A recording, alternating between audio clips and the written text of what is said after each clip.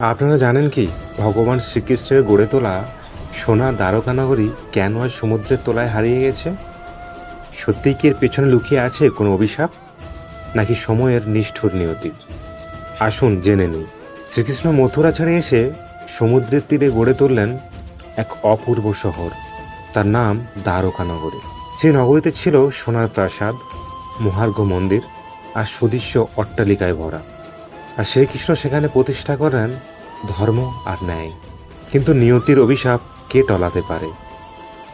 কুরুক্ষেত্র যুদ্ধ শেষে শতপুত্র হারিয়ে গান্ধারী শোকে ভেঙে পড়েন। তিনি কৃষ্ণকে অভিশাপ দেন, যেমন আমার বংশ ধ্বংস হলো, তেমনি তোমার যদু বংশও ধ্বংস হবে, আর সমুদ্র গ্রাস করবে তোমার দ্বারকা নগরী। সত্যিই সময়ের সঙ্গে সঙ্গে গান্ধারীর অভিশাপ যেন সত্যি হতে শুরু করলো। যদু বংশে শুরু হলো গৃহযুদ্ধ। অবশেষে কৃষ্ণ ভগবানও তার অবতার লীলা সমাপ্ত করলেন। আর কৃষ্ণের প্রস্থান করার পরেই হঠাৎ উত্তাল সমুদ্র উঠে এসে গ্রাস করে নেয় সেই স্বপ্নের দ্বারকা নগরীকে। আজও গুজরাটের সমুদ্রতলে দ্বারকার ধ্বংসাবশেষ পাওয়া যায়। দ্বারকা নগরী আমাদের মনে করিয়ে দেয়, অভিশাপ, নিয়তি আর সময়ের বিচার এগুলোকে কোনোভাবেই এড়ানো যায় না।